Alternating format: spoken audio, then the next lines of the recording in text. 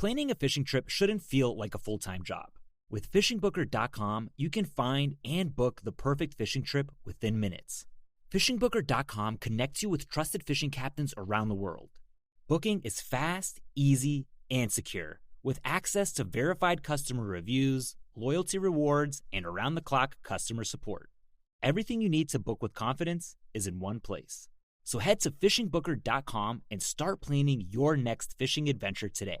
Amazon Health AI presents Painful Thoughts. I can't stop scratching my downtown. Yeah, but I'm not itching to go downtown and tell a receptionist I'm here to talk about my downtown. Some things you'd rather type than say out loud. There's no question too embarrassing for Amazon Health AI. Chat your symptoms and get virtual care 24/7. Healthcare just got less painful.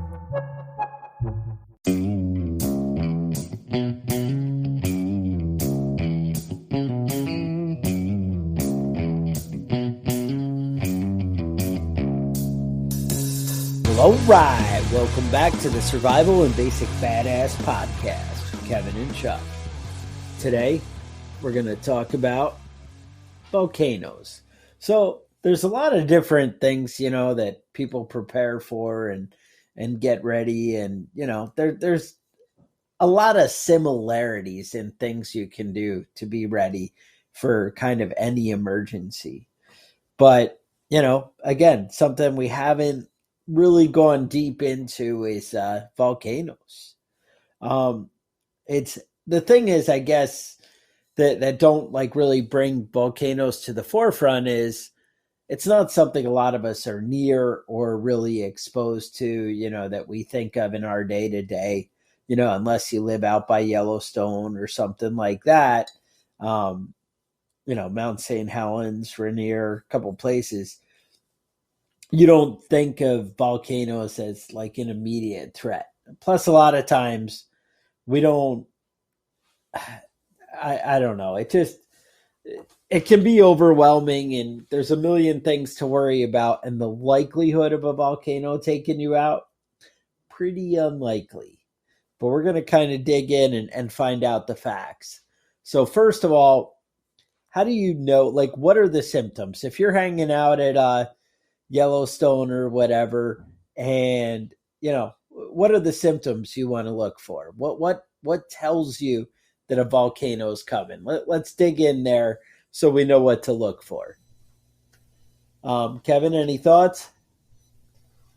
No, well, I mean, according to that movie Dante's Peak, yes. If you're hanging out in one of the hot springs and you start boiling alive, that's you see it. lava coming up under your feet. Yeah, that's it. That's what tells you. All right. Yeah, according to that movie, there's no symptoms. You just start dying. People start boiling to death. Unless you're taking secret seismic readings all over the mountain, I think. I think that's what he was doing. And he's like, wait, I think there's something suspicious.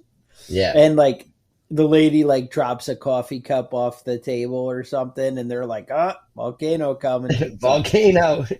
But that's actually one of the real symptoms is a increase in frequency and intensity of felt earthquakes. So if the earthquake volume is stepping up in your area, something to consider. This kind of goes to your sitting in the hot springs and boiling to death theme of noticeable steaming or fumarolic activity. I'm not sure what fumarolic is, but and new or enlarged areas of hot ground. So if you're put your hand on the ground and it's 1,000 degrees, that's a sign. That is definitely a sign you might not want to stay in that area. Because before this podcast, that would have never occurred to you. You wouldn't have been like, hey, the rubber on the bottom of my shoes is melting and sticking to the ground. And you'd be like, what does that mean? And, nothing. You wouldn't take any action. But now that you're a prepper, you'd be like, oh, shit, I should get out of here. Small changes in heat flow. I don't even know what that means. I think I mentioned that swelling in ground surfaces. because all that lava is just building up and getting ready, whatever, actually makes like a giant mountain in front of you. That's another good sign. Changes in the composition or relative abundance of the gases. So if you can't breathe and you fall over dead, definitely good sign. Things could be starting to, to happen underneath you. So that's pretty much, those are the core. Do you have any you wanted to add or?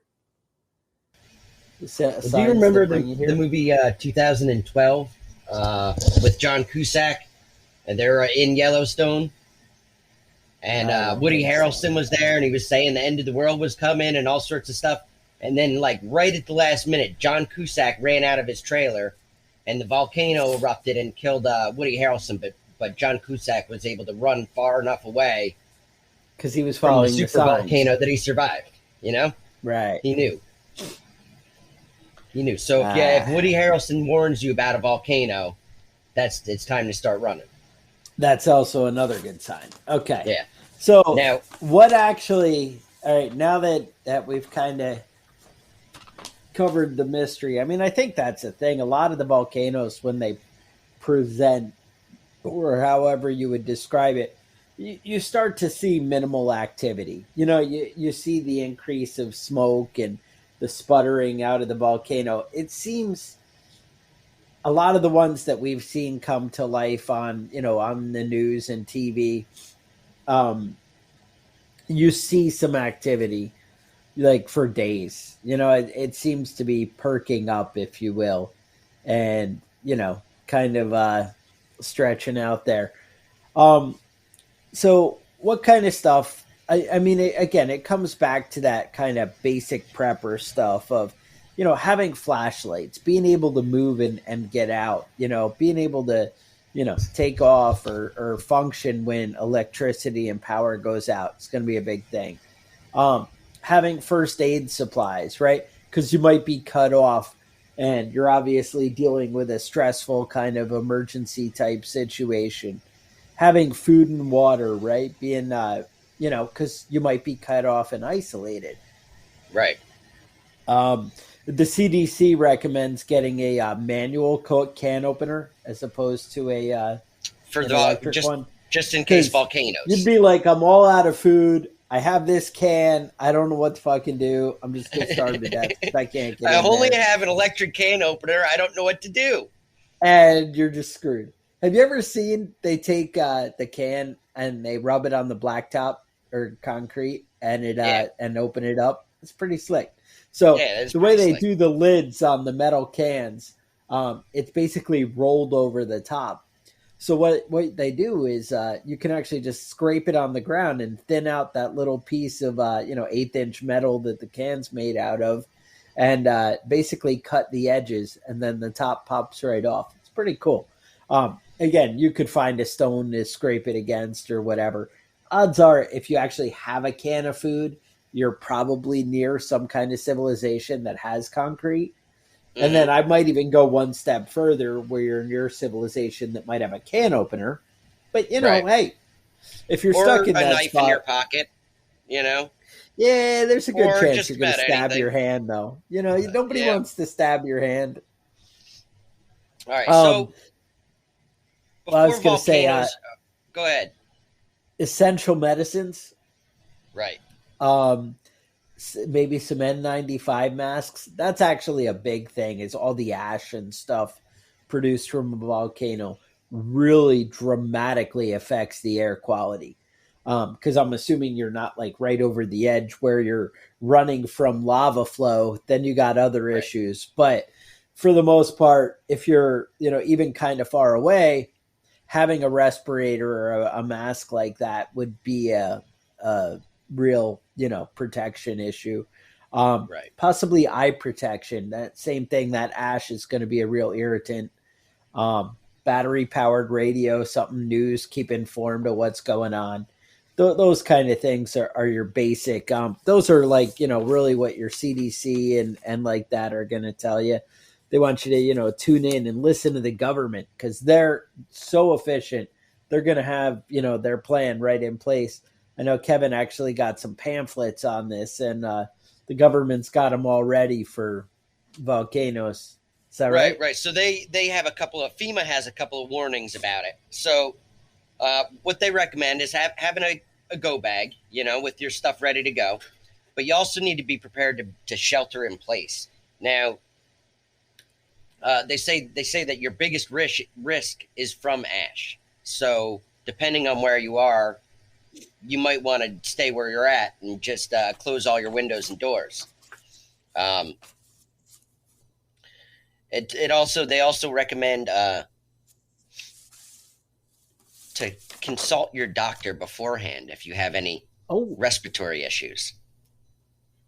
And he would be like, move away from the volcano. Yeah, and FEMA also recommends contacting your homeowner's insurance policy to make sure your homeowner's your insurance protects against volcanoes. So that's FEMA's recommendations there. Now, typically, you're going to want to have a radio on or radio going if there's strange stuff going on, because they're gonna send out warnings and alerts as things progress. So you want to keep your radio on, and you're going to want to listen for evacuation orders and stuff like that for your area. Now, it also says to avoid driving in heavy ash. That's because it can get so thick that you can't even see the road. So that can happen. Yeah. Also, believe it or not, you want to shut off like the air in your car, and you want to kind of close up everything, like they talked about with the house.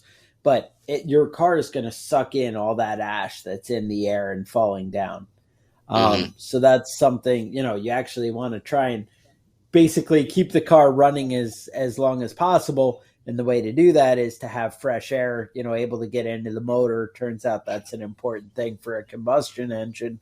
So by, doing whatever you can do to keep the ash from getting into the engine and the intake will also buy you time, not gumming it up. So something to keep in mind.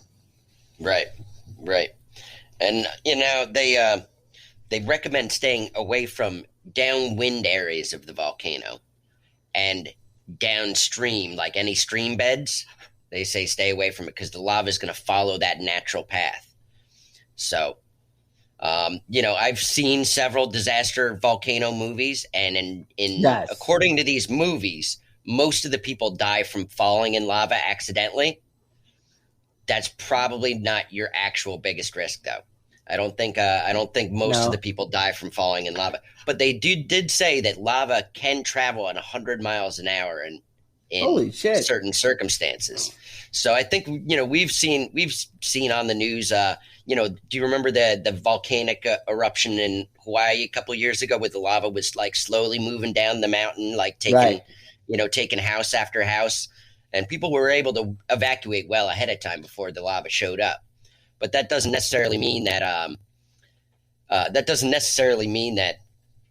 you're gonna be able to outrun it or outwalk it. So basically, as long as you have your insurance policy up to date, I think things are going to be okay. Is really what we can get at.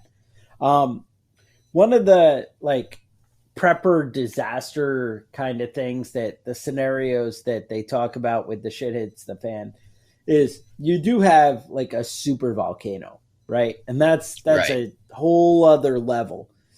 A super volcano, again, they have this weird scale, and it's like if it had a magnitude of 8, right, then that's the highest level. 8 is the highest level. So there are several super volcanoes or potential super volcanoes in the world. They estimate there's about 12 likely spots. Now, some of them are famous that you've heard of, like Krakatoa and Yellowstone, but there's a bunch that you probably haven't necessarily heard of. Lake Toba and Mount Tambora was actually right on the level of a super volcano, right on the edge. That was in 1815. So There's a moderate-sized eruption on the 5th of April in 1815, followed by a thunderous detonation that could be heard 240 miles away. People heard this thing explode. There's about 10,000 people were killed in the initial eruption. On the island of Sambora, that was right near there, there's 37,000 killed. Lombok Island had another 44,000 people killed. There's estimated to be about 71,000 people died from this supervolcano, but a lot of them were from starvation. A lot of them were from exposure to the elements, inhaling toxic fumes or ash. Right. But ultimately, it was about 71,000 people killed on these islands, just from this one volcano that was basically in the middle of nowhere, But it had such a huge effect that, it like blocked out the sun for weeks afterwards. Right. So these super volcanoes are a serious threat when they actually do erupt, Right. Well, if they, if you remember back 2010 in Iceland, we had that one that kind of, remember they had that, like, they stopped air travel in Europe for a while. There's like right. I remember that. Yep. Ongoing. So I would tell you what volcano it was, but apparently they wrote it in Icelandic or whatever. So it's like Eyjafjallajökull volcano. Yeah, that sounds about right. So some crap like that, right? I don't know. But like, that's one of the things is these prepper things that they worry about with the super volcano. The ash is really what you need to worry about. Now, the last time Yellowstone had a super volcano, they actually had about 3 over the last 2 million years. So we're talking about a long time period. But it actually created, they call it a caldera. Right. And that's like basically a crater that once all the volcano, the lava comes up out of it, right, it basically leaves a hollow and the ground kind of sinks in. Mm-hmm. And that's Yellowstone is about, for some reason, they measure it in kilometers because this is America. But I think they were like, let's use the metric system. Science. We're ahead of everybody else. And that way nobody will understand what we're talking about because we'll use the metric system. So 500 kilometer, square kilometer area is basically how big this crater is at Yellowstone. So that's a big area of, affected, mm-hmm. right? If you have hot lava, coming out from the ground under you and it's collapsing for that big of an area, it matters. Well, the next thing though, basically what happens is you end up with tons of volcanic ash. And they said that if you had in the last, well, again, nobody was there, nobody knows, but their prediction is if you had a super volcano in somewhere like Yellowstone, it would create enough volcanic ash to cover the entire state of Texas 1.5 meters deep. Again, why the National Geologic Survey people have to stick with the metric system when this is freaking America? What the fuck? Mm-hmm. But whatever. 1.5 meters deep. That's like 5 feet. About 5 feet. Sounds about right for you Americans, us Americans, turns out. So anyway, that's a problem. 1, you can't move or function. 2, it's super acidic and nothing grows. That's where you run into the problem. Is you basically poison the soil. And so if it's 1.5 meters deep, the size of Texas, basically 3/4 of the country, you're not able to grow stuff. And as we saw in Europe with this volcano in Iceland, it created such a dense atmosphere of basically volcano ash clouds kind of moving about the country. You end up with this huge dark period of, nothing can grow and the sun is blocked out or it's very dim and hazy. That really affects food production and obviously dropping the ash.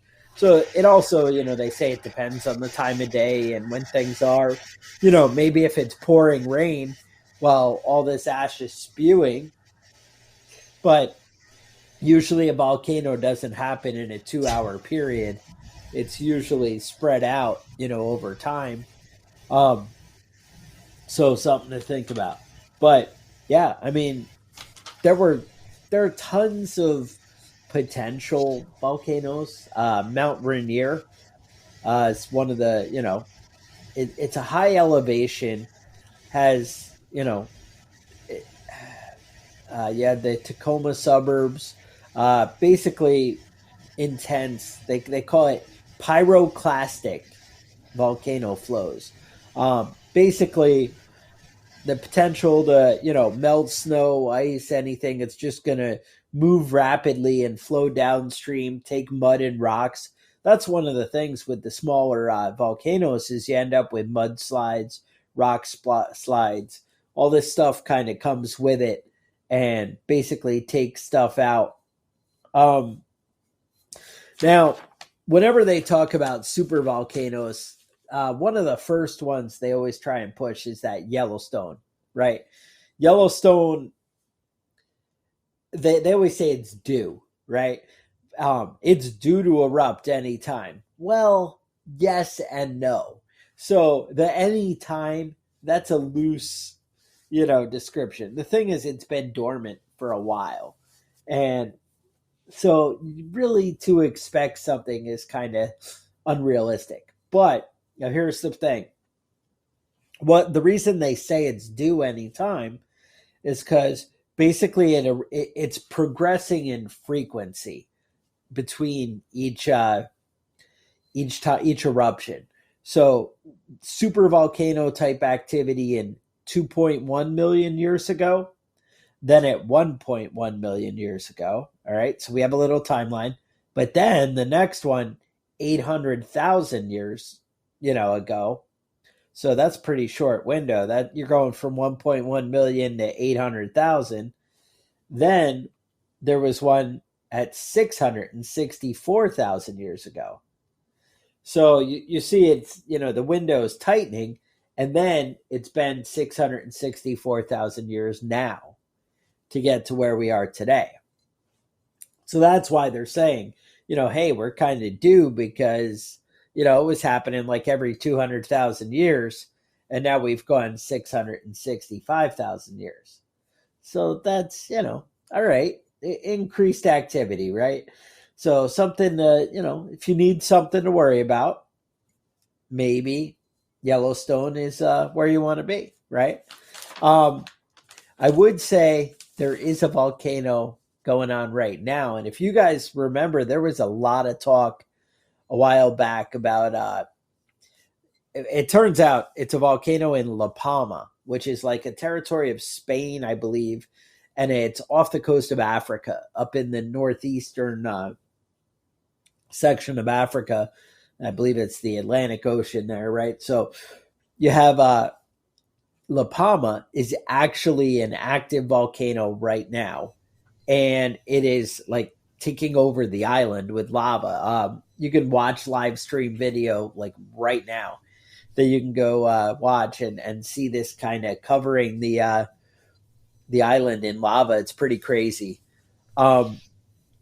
Anyway, their big fear was that the earthquakes and disruption, seismic activity that are happening inside the earth here in La Palma could basically crack the island where large chunks of rocks could fall into the ocean.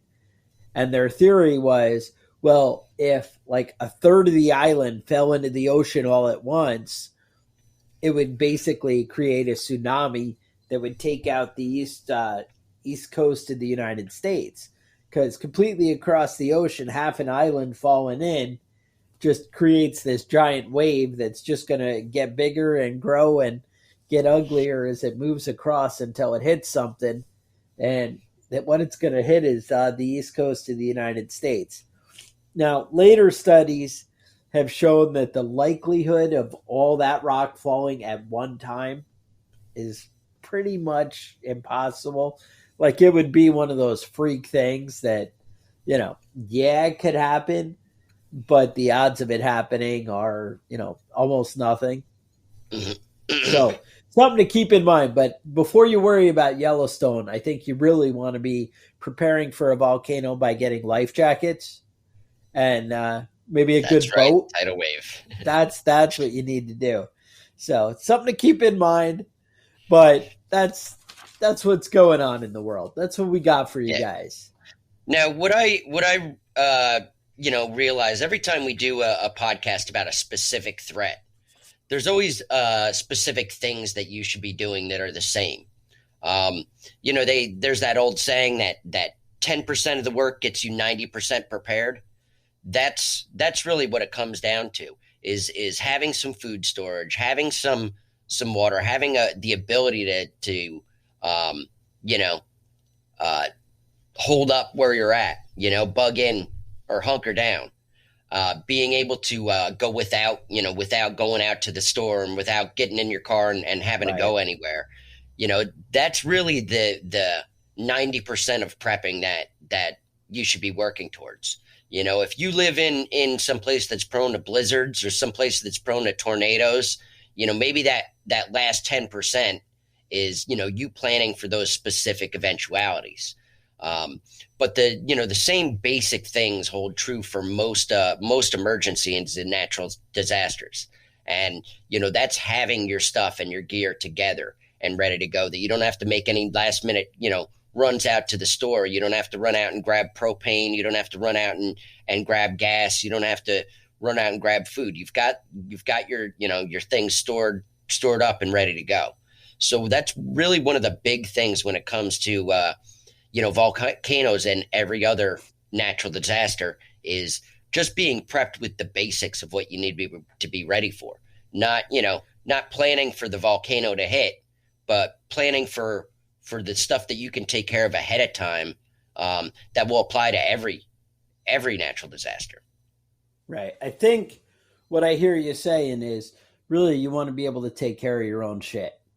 And if you can function without the grocery store, without the electricity man, without the natural gas man, without the natural or city water supply, the more things you can solve for yourself, you're going to be 1,000 times better in any situation that comes up. One, if you are in a super dangerous area, you live right next to the nuclear power plant or you live at the foot of the volcano, being able to evacuate is something else you want to add to your plan. But pretty much being able to take care of your own shit and having a supply and a way to meet your needs without dependence on somebody else or supplies that are brought in, then that's how you're prepared.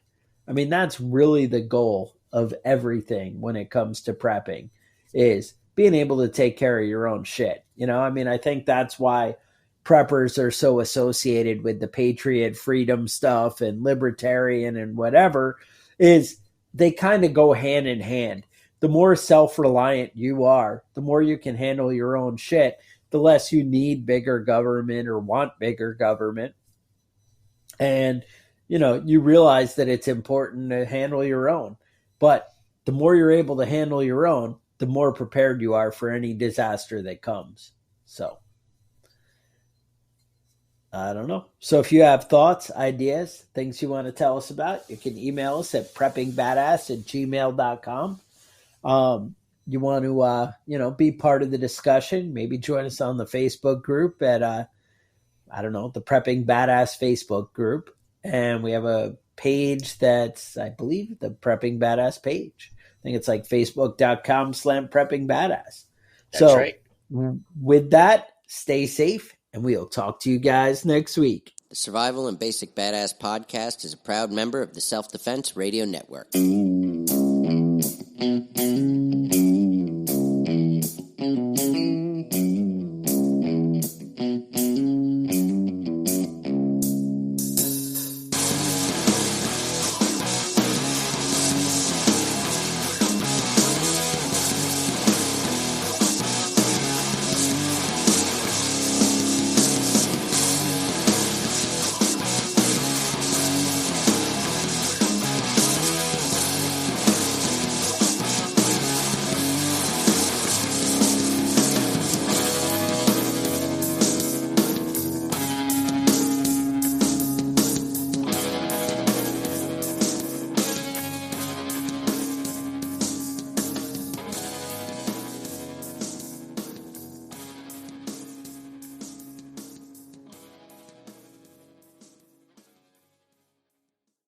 Planning a fishing trip shouldn't feel like a full-time job.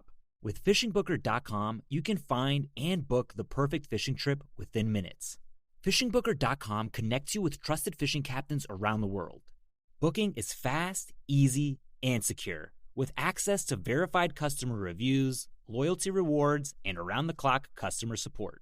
Everything you need to book with confidence is in one place. So head to FishingBooker.com and start planning your next fishing adventure today.